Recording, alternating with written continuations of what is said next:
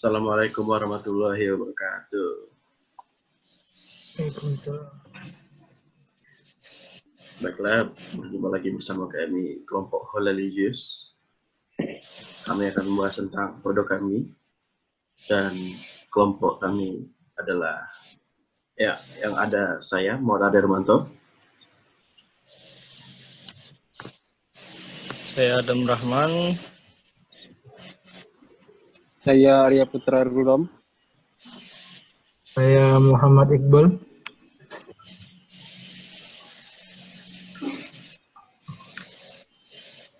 Baiklah, di sini kita ada table of content. Yang mana pertama adalah background, yang kedua adalah visi dan misi, ketiga adalah strategi pemasaran, keempat kelebihan usaha dan kompetitor, kelima segmentasi pasar, dan terakhir adalah penutupan. Baiklah, untuk masing pertama kita akan ke background yang akan saya bacakan. Dimsum merupakan makanan tradisional Cina yang kini sangat populer di Indonesia. Banyak orang yang sangat menyukai dimsum. Dimsum merupakan jenis makanan cemilan yang dapat disantap saat santai. Sama halnya dengan dimsum, salad buah juga merupakan jenis cemilan yang populer saat ini. Merupakan cemilan yang segar dengan gabung dari beberapa jenis buah-buahan segar. Salad buah adalah makanan alternatif yang menyehatkan. Dimsum dan salad buah dapat dinikmati oleh kalangan mana saja dengan pembuatan yang sederhana serta dapat menarik minat masyarakat.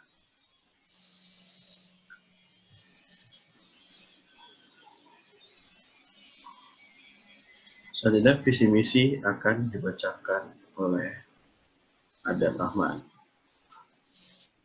Oke, lanjutkan visi dan misi. Visi kita di sini ada mewujudkan Holaligius sebagai usaha makanan cemilan yang dikenal luas masyarakat Batam dan dikonsumsi oleh semua kalangan anak-anak maupun dewasa dan memprioritaskan cita rasa, kualitas dan kepuasan konsumen.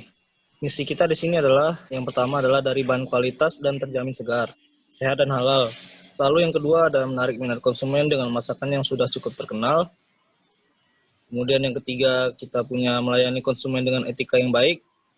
Lalu yang keempat kepuasan konsumen penghargaan tertinggi kami. Dan yang terakhir adalah terus berinovasi dengan resep yang ada.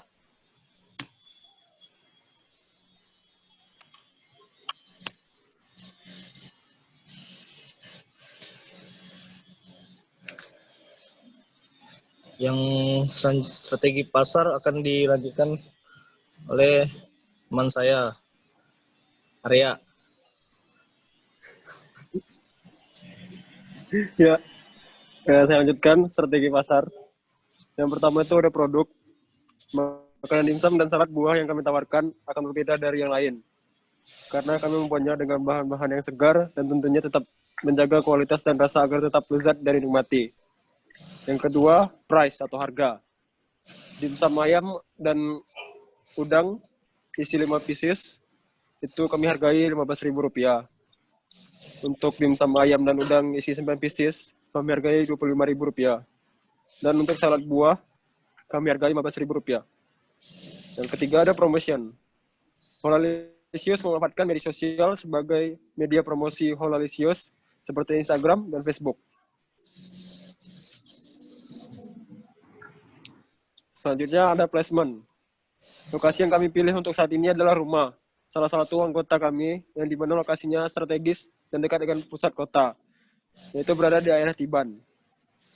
Yang keempat ada people. Kepuasan pelanggan merupakan suatu hal yang sangat diperhatikan oleh kami, sehingga kami akan memberikan pelayanan dan cita rasa agar konsumen akan terus datang kembali untuk membeli produk yang kami tawarkan. Yang keenam ada proses. Dalam menjalankan usaha ini, kami mengutamakan kualitas produk yang dibuat, yaitu dalam proses produksi dengan tempat yang bersih dan nyaman. Juga menjadi faktor penting untuk berjalannya proses pembuatan yang dengan baik.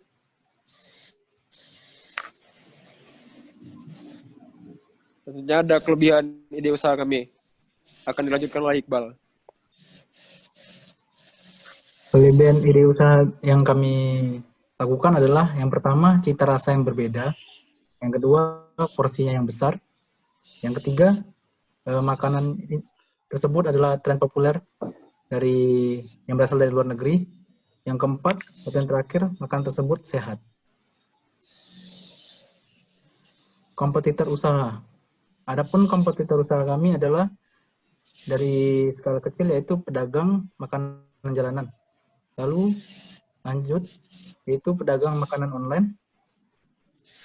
Selanjutnya dari skala sedang, yaitu pedagang makanan yang serupa dengan kami. Dan yang skala lebih luas adalah pembisnis makanan yang telah memiliki brand terkenal.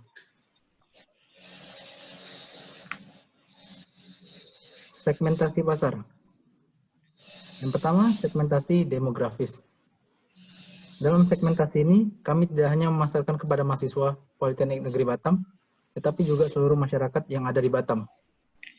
Yang kedua yaitu segmentasi geografi, yaitu usaha dimsum dan salad buah ini kami menargetkan untuk semua kalangan dan jenis kelamin. Produk ini bisa dikonsumsi oleh siapa saja, baik anak-anak, pelajar, ataupun mahasiswa maupun orang dewasa. Yang terakhir yaitu segmentasi psikografis.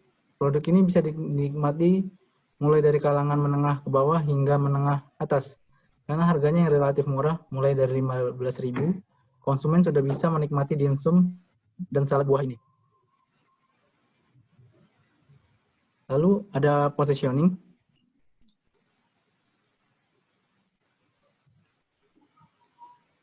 Makanan ini bisa dinikmati oleh siapa saja. Kami akan menyajikannya dengan bentuk rasa yang lezat dan bisa membuat siapa yang makannya memiliki mood yang lebih baik. Lalu yang terakhir, target pasar.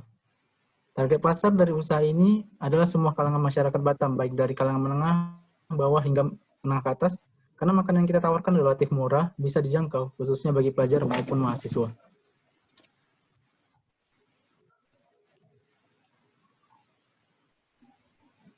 Baiklah, selanjutnya adalah manajemen sumber daya bisnis. Yang pertama adalah direktur, yang ditempati oleh Adam Rahman. Selanjutnya di bawahnya ada 4 sub, yaitu pertama adalah manajer produksi, yang ditempati oleh Adam Rahman juga.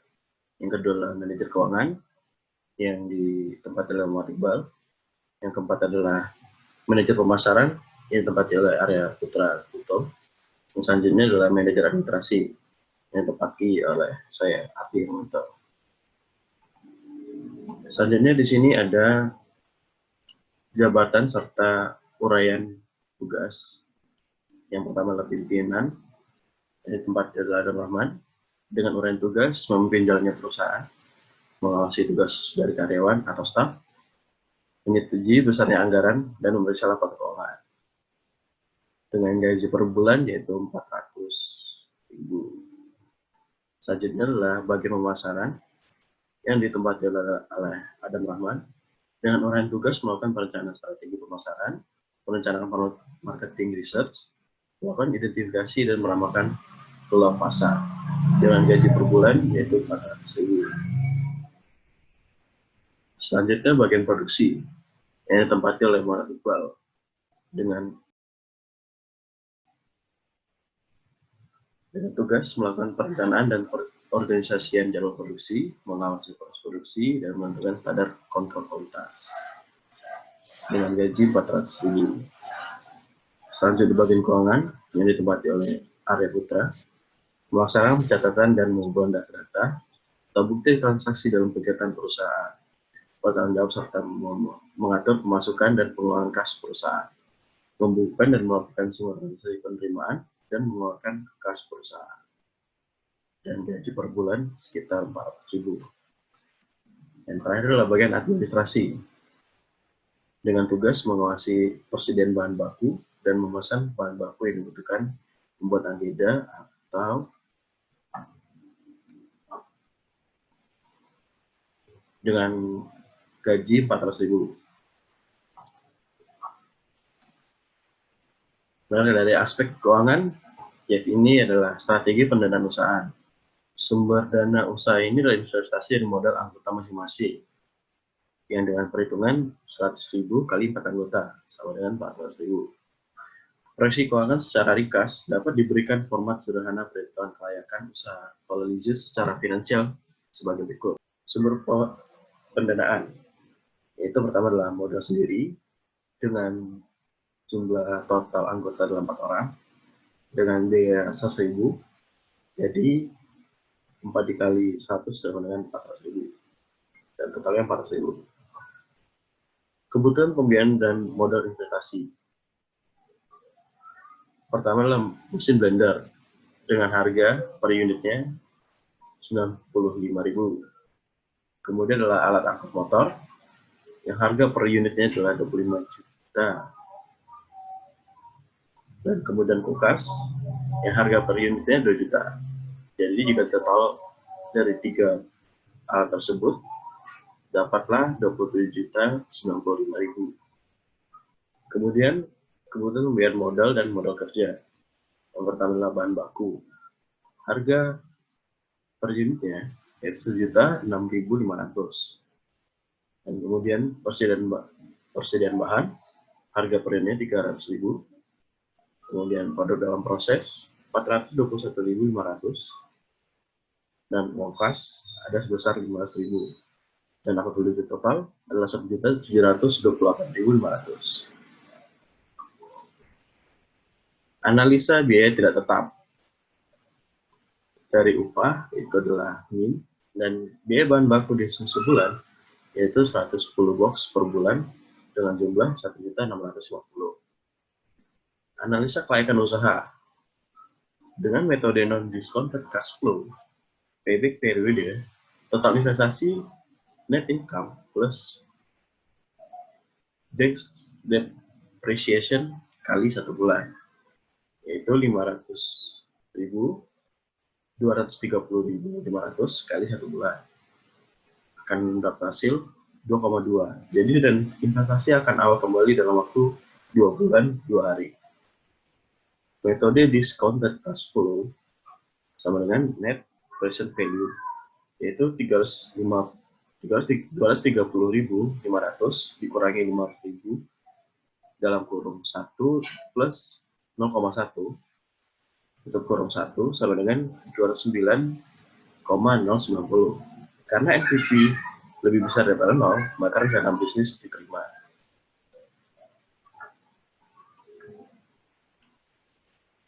Berikut kami tampilkan video launching produk dari kelompok kami.